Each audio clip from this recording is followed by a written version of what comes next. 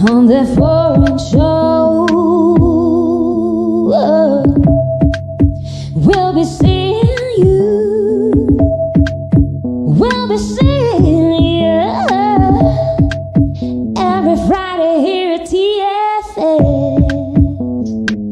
That foreign show.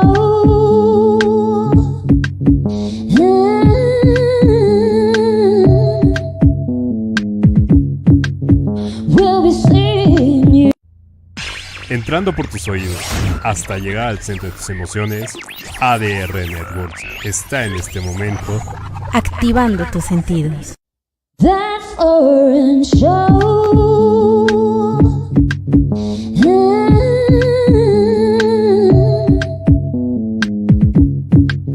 We'll be seeing you on that foreign show. We'll be seeing you. We'll be seeing you every Friday here at TFS. That foreign show.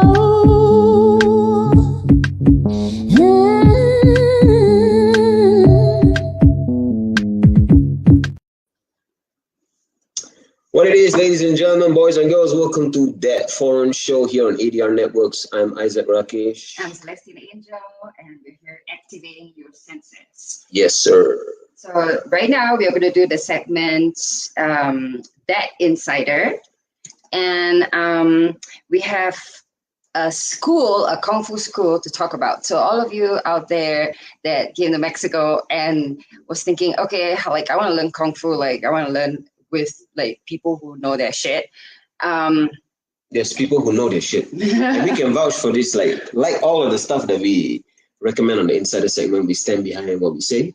Mm-hmm. And if Kung Fu is what you want to learn today, check this out. I mean, mainly we have seen them in action. They are good. We're pretty impressed. I mean, we're from Asia. We know how Kung Fu should look like, and they're really doing their stuff. So yes. The Shifu, which means teacher or master in Chinese. The Shifu he's Mexican. Really, I mean, he even looks Asian to us. I don't know why, but yeah, for the Asian thing. Yeah, and he's he really did it as authentic as it goes, because this the whole lineage of these masters, I think that they are from the whole Choi Li Fat association. So, Choi Li Fat association. Yes. We wanted to share with you this Choi Li Fat people. So anyway, so what we're talking about to is Eric, our friend, who is one of the disciples of the Shifu that we're talking about. Yes, that's what I was going to say. That we have this school is actually done with a proper traditional system. It has been passed down from one generation to another, So right now we're on generation 5. Mm-hmm. And so what this means is that if you go there and you learn Kung Fu, you have an unbroken kind of contact with the founders of this school. And they actually learn a few things, you can actually engage a few things when you go to the Chan family or the Choi Li Fat Kung Fu and Lohan Qigong school. Lohan Qigong. Lohan is a fish, right? Yeah. Yeah, I didn't realize it's called Lohan Qigong. Okay. And Qigong is it's like Kung Fu, right? It's like another using your qi, playing with your qi. Mm-hmm. And then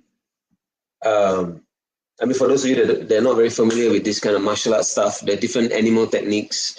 And yes, they're kind of imitating the animals, but it's also more of you're kind of simplifying your technique in a way. So that is where I guess some of this power comes from. For example, snake technique.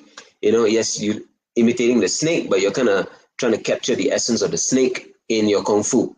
So with the Lohan Qigong, I'm guessing, right, that's what they do with the Lohan as an inspiration. Yeah, it could be like a fish technique or something. fish technique. Yeah, So it's we really should interesting. We find should- out this information from Eric like the next time we see him. Yeah, we're gonna get Eric on the show. So again. talking about Eric, he is he's a disciple of the shifu of the school, but he was telling me that he's going to be opening his own school in maybe sometime in May. He's not absolutely sure yet. But like meanwhile, like going to this school is definitely very good for you if you're interested to learn Kung Fu. Yes. Eric speaks English, so for those of you out there needing some help with Spanish and all that, like Eric is there. You can contact them on Instagram. Is Choi Lee Fut. Like if you guys in production could put up the Instagram page for Choi Lee Fut, that would be great. If not, we will put it up also on the Facebook link. So you go on the Instagram page, you can actually check out all the stuff over there. You can find out who Eric is that we're talking about, and you can also check out their lion dance scene, because the Qigong or the Kung Fu isn't the only thing that they do. Thank you so much. Thank you, guys. So that is the Instagram page. Yes, sir. Yes, sir. Choi Lee Fut. You can Choi Lee contact Fut MX. them there. They are seriously authentic. Seriously authentic, and plus we've even used their services to kind of Carrie kind of had a thing with his shoulder, and we kind of went in for some rehab, you know. Yeah, that was of course for the not the Kung Fu side, but the physiotherapy. You know, the Chinese physiotherapy thing is really something. Yes. And like Eric was mentioning to us, to basically say like on their website, it was just choilifut.org. You can actually see how global the style is, how traditional it is. So you want to find more information, go to their website, which I'm sure is also it's not written in the Instagram page, but it's choilifut.org. Yep. And yeah, basically that's about it. And like sometimes they have performances and all that. You just missed last week's one.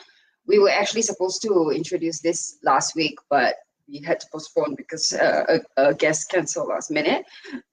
But like they will have performances. Just watch out for this page. And if you're interested in Kung Fu, seriously, this is the recommendation. And we're from Asia, we know what we're talking about. Yeah, that insider. Yes, sir.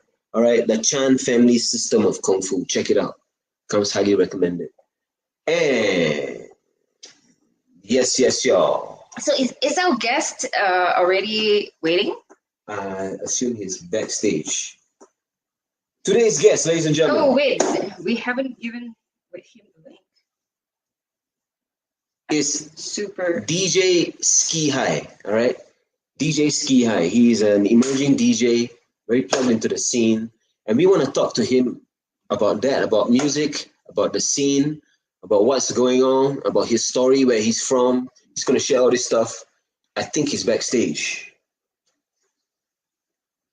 Yeah, so DJ Ski High, we're gonna try with him, like call it Ski High or Ski He, or how does it work? I'm guessing it's Ski High, you know. So Ski High, I don't know, but Ski High is going to be joining us. His little kid is probably going to be in the background because he couldn't get someone to take care of him today at this hour. But like we welcome that. We want to know what it's like with his kid too. But mainly we are going to talk about this whole pop-up club scene. Yes. Which has boomed in the recent years in Mexico City. And this is also a global phenomenon. Like in all the major cities around the world, the pop-up club scene has really like come into play. And like the interesting part for us in Mexico is that, you know, of course here, a lot of foreigners actually came to Mexico to experience the Latin dance, you know, of course it's a big thing. And like salsa, bachata and all that. Coming here, you can really explore it and go out dancing every day. There's always something going on. Like we have a lot of good friends who like like really into Latin dance and very good at it. And like Yes. they go out every night. Their clubbing is Latin music basically. And but recently the pop-up clubs started, and it's dancehall, hip hop, Afrobeats, which is like really fun for us because that's what we like jive to. That's our thing. So TFS family, if you're a foreigner in Mexico, if you're in Mexico, you can go check out these pop-up clubs, and there are a lot of these events coming up here and there, right? Or once almost every 2 weeks, something like once almost every 2 weeks or something like that. We actually see an event here and there, and we're very interested in this also because we do music, right? Yes, of course. And we are actually we like doing this kind of music because yes, we want a music we are actually at the moment composing music that we can dance to, which is in these genres. So it's very interesting for us to think and talk about the pop-up club scene. Yes. And DJ Ski, he's from New York. He's new. He's new to the whole party scene here in Mexico. And what do we have here? We got some. I don't understand. Some messages. Yeah. Oh, here we go. Here we go. Yes, sir. Yes, Hey, sir. Steve. New York in the house. Hello. Thank you for joining us. Thank you for having me. Thank you. Appreciate it. Yeah. What's up? What's good? What's going on? What's going on? Talk to me. Big up that foreign show. So yeah, we are actually meeting Ski for the first time online actually, but we are going to work together like soon. Yes. Doing a collab. Before we get into that, I want to get into this. Ski high. Is that how we? Oh yeah, please. Is that how you like to? Ski high. Yeah, that's the full name. But Ski works. A lot of people in Mexico call me Sky. I guess they don't realize the I would be pronounced E. It's not really. It's not the same in Spanish. So a lot of people call me Sky. But yes, Ski high. But Ski high. Really doesn't matter. Call me whatever you want. As long as you don't call me whack, we good. Or ski he. Do you get ski he a lot? Yeah, I've gotten that. Yep. You're cool. You're cool with it anyway, right? To say it. Yeah. Can I curse on this program or not? Yeah, man, no problem. Yeah, we curse. We love the cursing. I wasn't sure. I don't know if it's family. I don't want it. If it's G-rated, then I won't curse. But yeah. Yeah, so far so good. Nobody got on us for cursing or anything. So yeah. If you're on the show, you are family, so you can curse. Cool. So yes, call me whatever you want. I don't give a shit. That would start like that. That's how we like to start this episode. So you're from New York, right? Because I'm hearing your accent, and actually it sounds completely like some of our friends, but from Jersey. Which part? Can you get into that, brother? Tell us your story and. Hold up one second. You said I sound like I'm from Jersey? Is that what you said? Yeah. Is it like Jersey? Yeah. Oh man.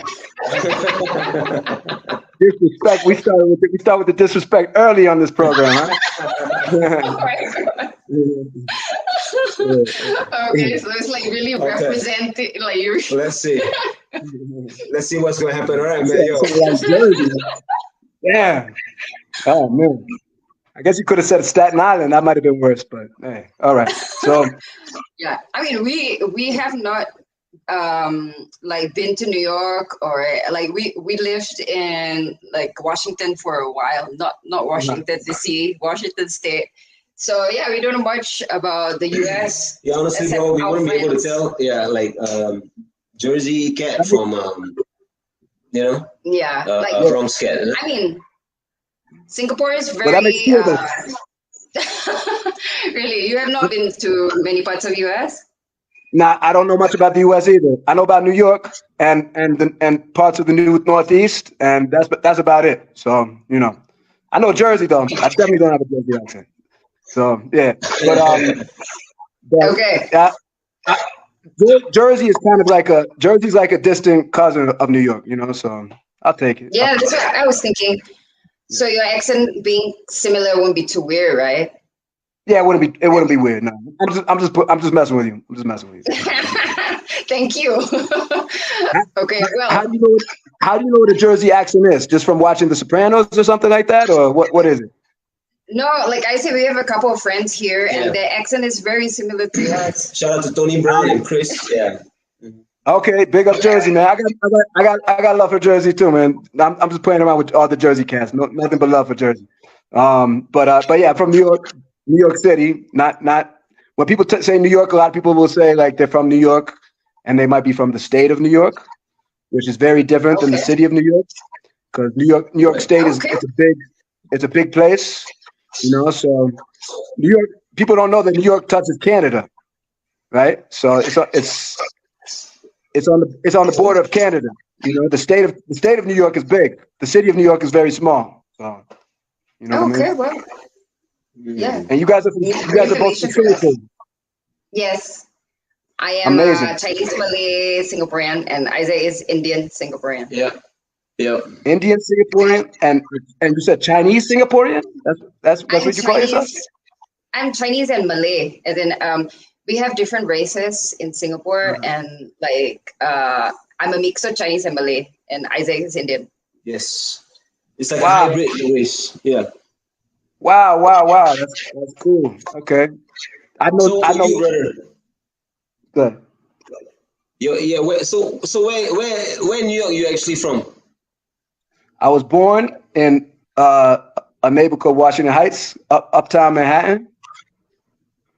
And that's like back in the day, I'm an old school, but back in the day it was just called Harlem. So you might better know it like that. And then raised downtown between Chelsea and Lower East Side. But I lived in Brooklyn, and I lived in the Bronx, and I lived in Queens as well. So it's been hip hop all the way for you since day one? Almost since day one. Almost. I could tell you I didn't really discover hip hop. I didn't really discover until I was about 9 or 10 years old.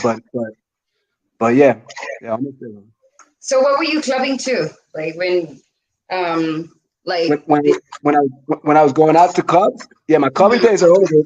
Since I had a baby, I'm done with that. But what do you mean? You're working in the clubs now? Yeah. Working and going clubbing is two different things. That's two different things. Yeah, right? True. Yeah, right? I know what you mean, man. Yeah, clubbing. Yeah, no. Yeah. Now I've been working in clubs for 20-something years, so that's different than hanging out in clubs. It's very different. And once you start working in nightlife, you realize that there's a real job. It's a real job. You know what I mean? Like it's work. Mm-hmm. You know what I'm saying? Usually when you play, you play like until what time? Like, so the nightlife for you will be until 2, 3. In New York, it was always until 4, at least 4. So, sometimes 5 or 6, depending on what club it is. You know. So you mentioned 26 years in the scene. You've been spinning for that long? Yeah, longer than that. I've been man. I've been doing clubs since '97. Yeah. And I've been DJing, like just playing around DJing since '92. And yeah. So that's a long time. I mean, I definitely want to say this. Like, we introduced you before, and I already mentioned it, but like, I need to tell you this, that like when we went for one of your shows. And it was every fucking song was good. Yes. Yeah. It was Thank you so much. Completely, I didn't feel like leaving the dance floor at all. Yeah. Every song was good, and you didn't drop the feels at all. Yeah, man, that was a dope night. Thank you. That means a lot. That means a lot from somebody who knows music. So I know that you guys both know music, so I appreciate that. You know what I'm saying? I do appreciate it because a lot of people come out, you know, the majority of people who go out to club really don't know much about music. You know, your average person is just going to get drunk, maybe get laid, right. You know, get fucked up and you know, and have a good time, right? So they're not really paying attention to music as much. So coming from somebody who knows music, we feel that sentiment strongly because like when we met in a club, a hip hop club, you know, and this is like in 2003, and the whole scene was like. Y'all known each other since 2003? Yeah, we've been together since like 2003, and we met in a club. Wow. And when we met, it was hip hop was underground in Singapore. It was not yet commercial, and everybody could dance in the club. If you're in a club, you know you need to have moves. If not, you're gonna be like kind of. It was very fun. Swept out of the dance floor, right? Yeah, and it was like. You know, Singapore, everybody was there. Like it's like that all the time. Like even now, like the Americans, the Italians, the French, everybody were in Singapore, and it was always very international and cool. That's very cool. That's very cool. And do you remember what song you guys met to? What you guys were dancing to? Some of our songs would be like "I Need a Girl" Part 2. It's Bad Boy Days, no PDD, Shiny Suit, PDD, Shiny Suit era, man. So you said I Need a Girl. What Usher and Diddy? Is that Puff Daddy? Yeah, PDD. PDD. I Need a Girl Part 2. Genuine. Those kind of vibes. And like Mario. Yeah. I saw you singing Mario. You killed that a remix. You were doing it. You did your own version. Yeah. Like we were just like celebrating like being together for so long and like the songs from that. But it's so interesting. I mean, like that time we talk about, like, for example, that time and like you know, like just perception and I remember at that time it was like. Whenever a music video dropped, it was like such a big deal. Yeah, you know? It's such a big deal, you know. Yeah, and everybody would learn the moves. And you know, it's like, whoa, catching it on TV is like, you know. And now it's just a different. It's just so different, right? It's almost like being artists is like our responsibility to keep that pain alive. You know what I mean? You know what I mean? Yeah. Now I feel a responsibility as a DJ. I feel like a teacher. Many times, because I feel like a lot of people have dropped the ball along the way, you know, where the younger generation just doesn't know about the music the way we used to. You know what I'm saying? I mean, part of it is the internet, and I think just accessibility to music. It's so crazy. Where back in the day, you were just saying it was the underground, and you kind of had to you really had to go crazy in order. People would go crazy when a video dropped or a certain song dropped, and now it's just. Everything is everywhere, so it's very difficult to kind of. I think it's just a different mindset, you know.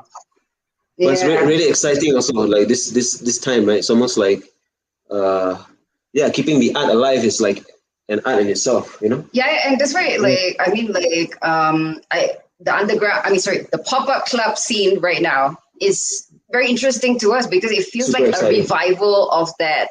The time when we were clubbing, because it has the same vibe, like a bit dirtier, you know, and like post that era of our clubbing time, it got so posh in Singapore. I mean, I don't know about the rest of the world, but Singapore is a huge clubbing zone. And everybody was just like taking selfies and like very posh. It was so glam, and I didn't enjoy clubbing like that. You know, it was boring. Posh, safe, and clean. You know. Bottle service. The bottle service killed the clubs. It killed the clubs. Yep. All the bros. That's why I want to know. And that's an interesting point. So I cut you off. Yeah. But I just saw this other thing about this short video. This person saying how, like, I don't know, maybe 15 years ago, you would actually see people kind of sitting outside of their houses and hanging out and kind of talking to the neighbors and stuff. And then this kind of natural communities, you know. And in now, I mean, Mexico? Actually in the US, but in Mexico also. But then post-COVID, like some of these things are no longer there, you know, like this kind of like, because people are just kind of like, okay, just in their own houses, they're not really hanging out and mixing with each other, you know? But being in Mexico and with these pop-up clubs and with this new kind of like culture or these new things that are coming up, we actually see a kind of a change. Like, for example, people are kind of wanting to party hard, post-COVID, because there's this kind of like, just kind of like, like. I mean, Mexico likes to party anyway. Yeah, like, Mexico, everyone's like just waiting for an excuse to party. Yeah. I agree. But like you were saying that, like some people don't like who just go out the club, but they don't really know music and all that. So like, what do you think about the people that are going to these pop-up clubs right now? Do you like? I feel like they are different. They're a whole different brand of people. Like they know the music. They are very into the music. Yeah. How do you feel? I mean, the pop-up club phenomenon, you actually introduced me to that word. I didn't even know about it. So you were doing exactly that when we met you. Was that a pop-up club? Is that what that was? I don't know. Yeah, I mean, I will agree with you that I think I see a certain energy that didn't exist just pre-COVID. I just see people so happy and so fulfilled just to be interacting and being able to get down, yeah, there's definitely a different feeling. As far as whether I've noticed people knowing the music more and kind of having more of a knowledge, I can't say that I see that at all. In Mexico, I see the opposite. Because I feel my problem with parties in Mexico, and you could talk to, we have a mutual friend named Dante. He'll tell you the same thing. Is every place you go, at least every place that we've gone, it's pretty much the same songs over and over. How long have you been in Mexico? How long have you guys been in Mexico? We've been here Yes, like long enough to know that, brother. Yeah. Yes, man. The same kind of. So this is a major problem because as a DJ, that's one of the main sins that you could commit is to play the same records over and over. If you're a DJ, you should have a knowledge of music enough to be able to play different songs every time you play, and not have things be so predictable that people can kind of guess what the next song is going to be, and that's really bad. Really bad. I've noticed this as well, like for all the different genres of music here, like a lot of the DJs, they actually have an entire set list. Yes. Like it's already placed, so this is they're not really mixing on the spot. Yeah, basically. This kind of leads to that's awful. Okay. Like to me that actually hits me in my heart. Like that makes I want to shed a tear because of that. I feel your pain, and man. I mean, cause like I think like what you said. Sorry, go ahead. And I was just gonna say, and people are so used to it that nobody really winces an eye. They don't think twice about it, And so I'm trying, me and Dante, and over you guys, and maybe a community of other people. We are trying to introduce what we're used to, which is being able to really travel throughout different genres, different music, different eras, new, old, and make it more exciting, because when you hear the same music over and over, it's not exciting. It's boring. Yeah, man. Yeah, but like the real fun part for me is to be able to dance to hip hop, dancehall, Afrobeats, because like for a long time we can't find that anywhere. And if we're at a party and we try to put these kind of music, they like get shut down. It gets shut down. Like they want to dance to salsa, bachata, and like I mean.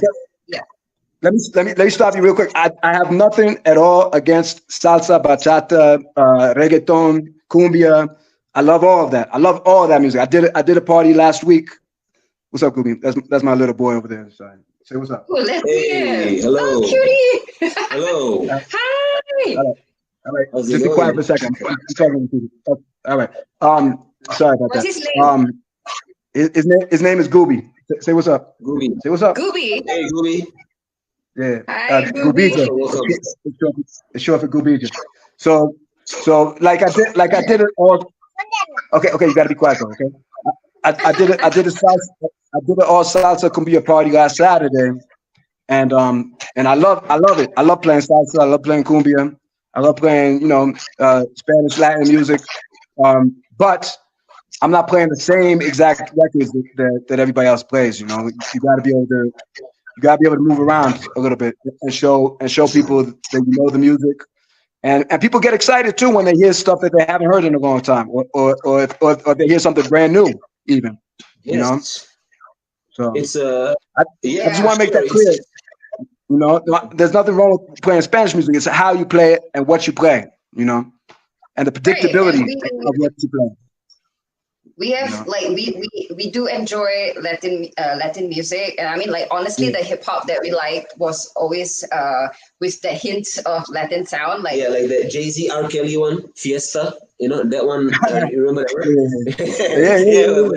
That one was kind of like when that dropped sexy. In the club. It was like, holy shit. Yeah, and like Maria, like Santana, like, and all that, like. But like, if we only you can't play R. Kelly no more. R. Kelly got canceled, right? So it's a wrap for Kels. I have to watch where I play that record. I can't play that record no more. So let's sneak that out of the conversation. But basically, we want to dance like. We prefer, honestly, to dance to more like hip hop, offbeat kind of music. Like break beats will be great too, and all that. And then Afrobeats is so freaking cool, right? At the moment, so many cool sounds like Wizkid and everything. So just so happy that we can. Yeah, Afrobeat has injected a huge amount of soul into a soul. The music that lost a lot of soul over the years. I feel like Afrobeat has brought in this new soul that just was kind of fading for a long time, So for real, man, I really feel that because when you drop an Afrobeat song, like one of the last parties, when the song comes on, it's like this almost like, oh, we're doing this tribal thing, just this feeling of just like fuck whatever genre or whatever you're talking about, just feel the music kind of thing. And Afrobeat has that kind of power. Yeah. Like, I mean, hip hop, like, a non-hip hop person, when he hears a song, there's a bit of like, oh, this is the rap stuff, or this is that hip hop thing, there's that kind of judgment. Yeah, you could feel a bit heavy, right? And then Afrobeats has the same clave as like the Latin music, so it feels like a connection with the Latin world as well. But this thing that we're talking about is really interesting, Ski, because I take it from what you're saying, when you spin, obviously you want to see what's going on, what the crowd is feeling, or what, it's live, right? Like, and you make your selections, you make your choices live, right? And this live element is the important thing, right? Yeah, absolutely. People ask me all the time, what you gonna play tonight? And I tell people, hey man, I have no idea. Once I get there, I'll let you know. You know what I'm saying? That's I don't know what awesome. I love that. Yeah, not because people react differently to things, and I don't know. Half the time, I don't know what kind of crowd I'm gonna have until I get there and I see the crowd. And so, I'll watch the other DJ, and that's another thing I noticed in Mexico. DJs don't watch the other DJs or listen, so they end up repeating records over and over. You might hear the same record 3 or 4 times, or even 5 times in one night, because there's multiple DJs, and nobody's listening to each other. You know what I'm saying? Right. So that's like a big part of your job is to listen. You got to listen. You got ears to listen. So most of the other DJs that you have been working beside, like they are also foreigners like you, or like a lot of them are Mexicans. Most of the DJs that I've worked with here have been Mexican. Most, but a couple have been foreign. All right, I'm looking at a poster here for the Bond trip, right? Ladies and gentlemen, we have, according to the poster, Bobby Soprano. He's someone that you're going to be doing with, right? Yeah. And he actually breaks the rule. He's not one of the other this dude's a good DJ, actually. He's a good DJ. So awesome. I'm excited to be alongside him. I didn't send you the flyer for the thing I'm doing this weekend because there's a bunch of DJs that I know for a fact are going to be playing exactly the same record. So I'm not even going to promote that. Okay, but let's tell people about that, like just briefly. So DJ Ski will be playing tomorrow, right? 29. Yeah. I'm gonna be playing tomorrow someplace. I don't even know where, but that's another problem. Yeah. Someplace is it like on your social media? Like, can they find it? Yeah, it's on my social media. It's in the Centro, and it's gonna be tomorrow night. But there's like 6 different DJs, I believe, and there's an artist performing as well. I noticed that's a big trend in Mexico. It's like the more DJs, the better the party or something. I don't know what the mindset is behind it, but they bring in like 5 or 6 DJs, and it's kind of crazy to me. It's kind of crazy. So in New York, how many DJs a night? Like it will be? Yeah, in New York, you wouldn't. Most spots you don't hear more than 2 DJs, 3 DJs tops for the entire night, right? Yeah, Singapore's the same. Like 3 DJs tops, like for the night, and usually they play around 2-3 hours. Yeah, and that keeps the flow. You know what I mean? Because when you have a bunch of DJs, then each DJ is trying to they're trying to make the party, and there's no flow, there's no pace, because each person is trying to, like, I don't want to say climax, but yeah, they kind of want to make a climax. Right. That sounds crazy, right? Right, but yeah. So they're showing your poster right now. Yeah. That's from Mega. Okay. That's a May, yeah. That's a May. Yep. So that goes back to not listening to the crowd, right? I mean, if you got 6 DJs all trying to bring the climax in, you're just going to get a kind of a plateau, right? Exactly. With the same songs, right? You know what I'm saying? Yep. And I noticed, like, not even like the it's part of the promoter's fault, because the biggest, I'm not gonna say the name, but the biggest party right now in Mexico City, they consistently bring in like 6 DJs at least, and each DJ is playing for like 45 minutes to an hour. They all trying to blow they're all like trying to outdo each other. So like there's a DJ at 10 o'clock playing like crazy up-tempo joints, and like it don't make any sense. You know what I'm saying? Like it just doesn't add up. It doesn't compute in terms of how you want a party to progress. You know what I mean? So usually, like, so you play most of the time dancehall, Afrobeats, hip hop, right? Is it most of the time? Here in Mexico City, I've been playing almost no hip hop because nobody understands it. And please play for us. Yeah. All right. Yeah, but they just don't understand it. Like, it's kind of, I don't know. But I play a lot of Afrobeat because it's a lot more digestible for international people, and a lot of dancehall, because I've been kind of linking up with a lot of Caribbean cats, so.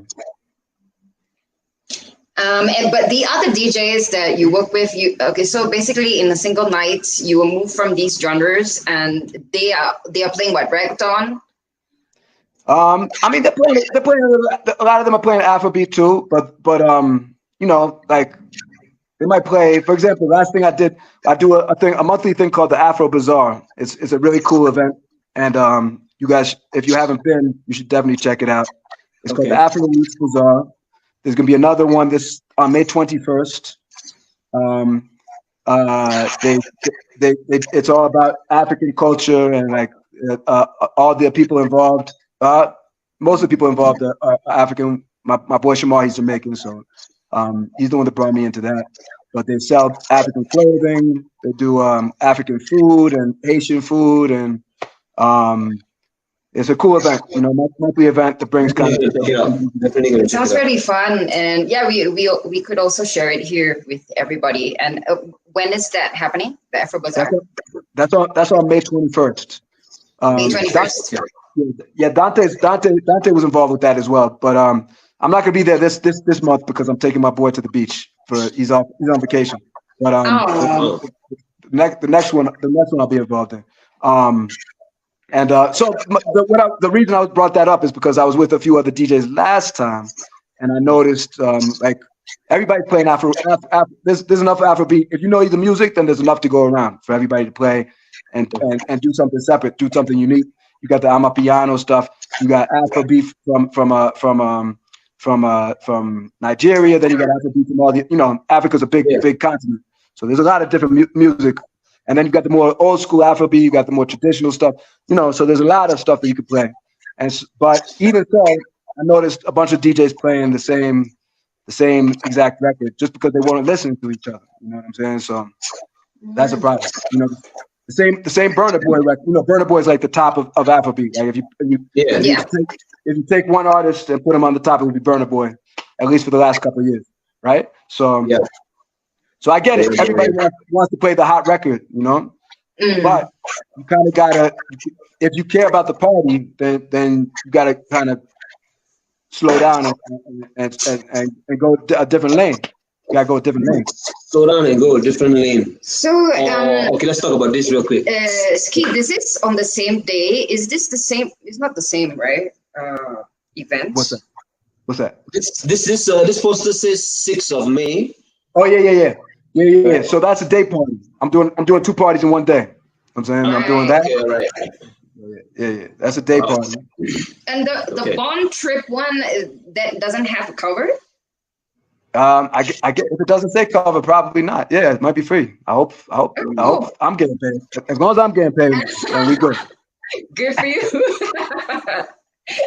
Well, okay, yeah. So basically, there are 2 events on the 6th of May that we can all go and enjoy DJ Ski's playing. Yes. So, Ski, why don't you tell the people a bit about your? I mean, like listening to you talk about music and obviously seeing your videos on Instagram and man, the stuff that you're doing, It's easy to see, it's easy to see your love, your passion, and your skill. So what is it? What is it? What has been the kind of like the driving force, for you in your music journey that you would say? Driving force. My family, all my family, they're musically inclined. My parents, my grandparents all played instruments. And I've just been around music since out the womb. Wow, can you tell us a bit about that? Like your grandparents, what? How? In what sense? Yeah, my grandmother played the piano. She played big concerts back in the day. Oh, wow. In New York. My uncle, my father played the piano. My uncle was like a professional accordionist. Played the accordion. Nice. Wow. All my brothers and sisters play instruments. I've been around music, and then just growing up in New York, all my neighbors used to blast different. You got the Puerto Ricans upstairs playing salsa. You got the Jamaicans next door playing reggae. You got the people playing hip hop. The kids in the street are playing hip hop. You know what I mean? So. And growing up in New York is like, a lot of people have mentioned how amazing it is in New York. So growing up in New York must be quite something. It must have been, can't even what decades we talking about, bro? It 80s? Was. Yeah, we're talking about the 80s and 90s. It was. I don't know how it is today because New York's changed a lot. A lot of gentrification and a lot of people people I grew up with were pushed out over the years. So it's not quite the same. But I'm sure there's still certain neighborhoods where the music is crazy. But that's the thing in New York. Music is number one. Like everybody knows music. Everybody. Doesn't matter who you are. You grow up in New York, you know music because you're just surrounded. Summertime in New York, everybody had their ghetto blaster, their boombox. Everybody had their Jeep stereo. You hear different beats coming out of every Jeep, every car back in the day, every truck. And so So it's like it's the culture, man. It's part of the culture. Right? And I was just gonna ask you, what do you think that is? And then I got this flashback to that time you were talking about in 2000s, right? And hip hop is underground, right? So in Singapore, the guys or people who listen to music, we had this kind of 2 camps, The there was a rock guys, you know, people who were like into rock, whether it was death or heavy metal or whatever. And then the hip hop was kind of underground. And the thing is, when you look at what is it that kind of formed these two groups, it's really like vibes, bro. It's like the hip hop vibe has always been that kind of like that New York thing, that kind of like, you know what? It doesn't matter what the fuck is going on, we're gonna make it, you know. And even if you don't make it, we're gonna make it. That kind of vibe, you know. And for myself personally, that was kind of what attracted me to hip hop, just naturally, you know. Right. And I mean, the first record that kind of really blew my mind, actually, funny enough, is a Snoop Dogg record. It's called Wolf on the Masterpiece when he was on The Game Is to Be Sold, Not to Be Told, you know, the one with that crazy CDs. When he was signed to No Limit, yeah. I don't know that record. That's funny. I don't know the record, but I remember that era very specifically because I felt like that it was right around then that you know, that New York kind of lost control of hip hop. Like it was right around that time when that's when the South took over. Master P really came and just cracked the code and took hip hop himself. And then from that point on, the South had hip hop. But it's interesting you said that. It's very interesting, yeah. And I mean, in Singapore, I don't know, but it's interesting how you say that it was a subculture where you had to actually kind of seek it out in order to find the music. Because when I was growing up, it was the same. Obviously, in the 2000s already, in New York, it was everywhere. But in the 80s, late 80s and early 90s, you couldn't even hear a hip hop record on the radio. You know, it was nobody was playing hip hop back then. Yes. Not even black. There was a black radio station that played strictly black music, but they wouldn't touch hip hop. They wouldn't touch hip hop. All they were playing was R&B. You know, so okay. Yeah, that's so interesting. Yeah, to hear hip hop, you have to wait until 12 o'clock or 1 o'clock in the morning because the black radio stations were anti hip hop. They thought it was lower class. You know, so. Oh, right. I mean, like, and back in the underground scene in Singapore, when hip hop was playing, they will also put like dancehall for sure, then they would put reggaeton as well. Yeah. But like when we came here, and there are a lot of people who, you know, like they're being a bit mamon about it, and then they're like reggaeton is trashy or something. Like here in Mexico, like some people feel that way. But like back when we were clubbing, it was completely blended in. It was really good. Yeah, and so it's like perception, you know, like for us. That whole thing of like, okay, like what you say, hip hop, well, there's hip hop, right? So, you know, like songs, whatever, hip hop X. And then you get this Jamaican X in there also, you know, and that whole collective, So let me ask you, in Singapore, what reggaeton records were you hearing? I mean, obviously like Gasolina, right? And like all that. Yeah. But I think maybe the stuff that I like it had like a dancehall kind of edge. So yeah, I don't know, like for example, like Daddy Yankee and all that. Like. Do you remember any specific records? Do you remember anything that you were listening to that you were hearing in the club back then? Yeah, I was thinking when I was saying and I'm thinking the ones that I'm all remembering, they also actually like dancehall, like Temperature. There's like Sean Paul, and that one's all like more to dance hall, so it's not really reggaeton. But there was some, like Gasolina, like that was very fun to dance. Is there a Latino population in Singapore? Actually, no, but I mean, in the musician scene there are. Pretty small. Yeah, but like for example, like Spanish was like nothing for us. Like when we came here, then we started to like break down the sounds, but like we knew no Spanish.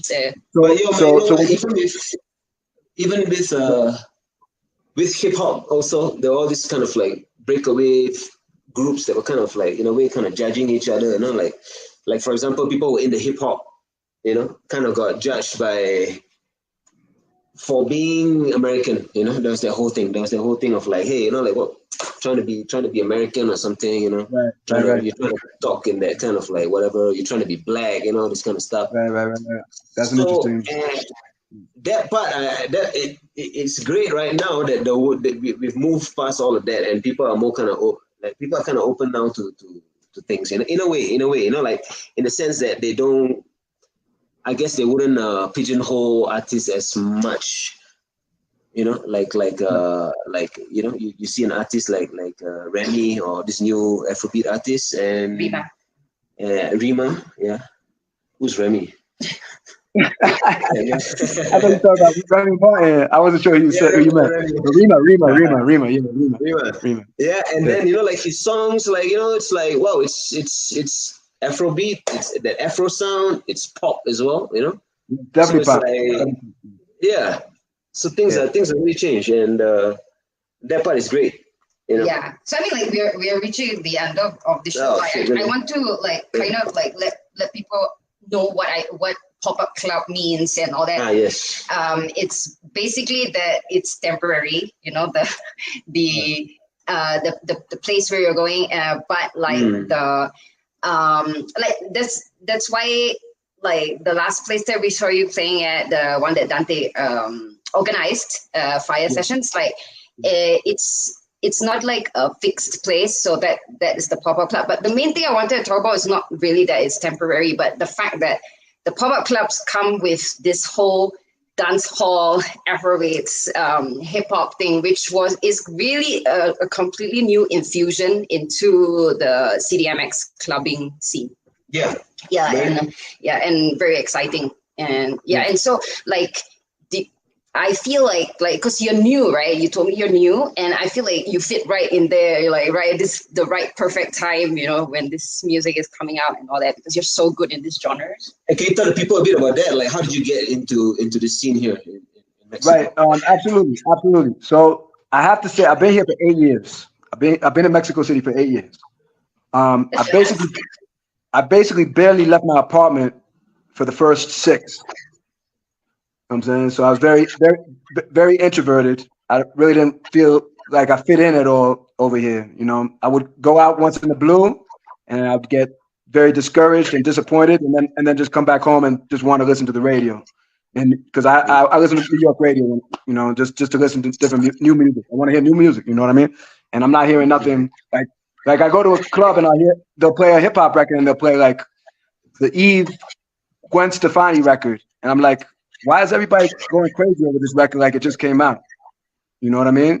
And the record, record. Yeah. That record, right? Yeah. It's dope record, right? Don't get it twisted. Dope record. I would hear that record. I'd hear like New York, Jay-Z and Alicia Keys, and I'd be like, and everybody would go crazy, and then that would be it. That'd be it for hip hop. And then then the DJ would play like a reggae set, and they play like Sean Paul and what's her name,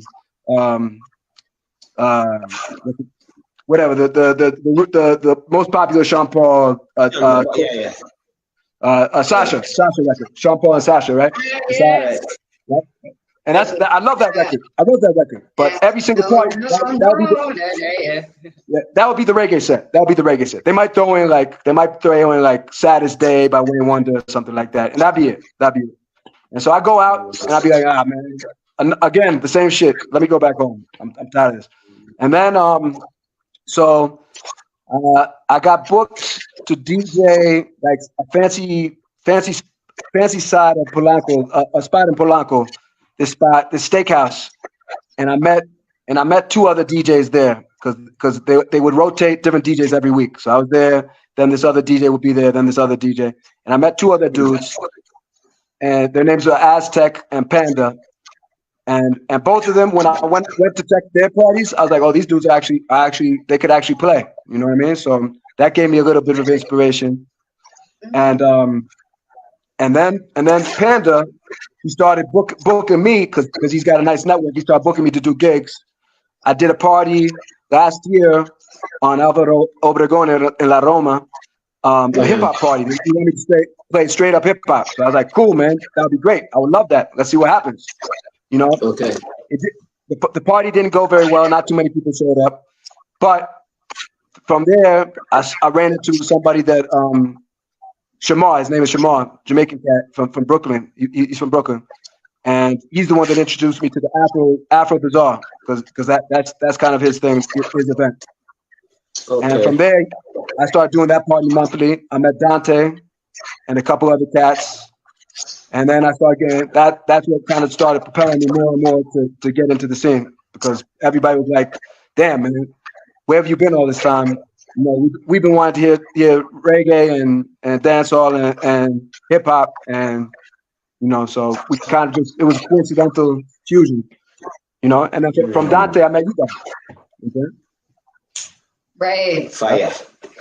Yeah, so like we need to end already. We had such a good time talking to you, and we're really looking forward to our collaboration. It's going to be so fun. Very interesting, bro. Stuff that you're talking about, and the things that you mentioned, and being a DJ, and the kind of importance that you place on the art and music. Yeah. People are gonna want to come and check out your set for sure, man. And I appreciate it. Yeah. Like we would love to chat more. Like I have a lot of stuff there. I want to share with you. Yes. So we should hang out soon for sure. Yep. I'm with it. You let me know. I might have to bring my boy with me. So maybe not in a bar, but say peace. Say peace. Peace. Yeah, there you go. Well, guys, ladies and gentlemen, thank you for joining us. This episode, very exciting. Music. Art, hip hop, love, vibes. Thank you very much. My name is Isaac Rakesh. I'm Celestine Angel, and we have DJ Ski High with us. In the house. Signing out, activating your senses. Yeah.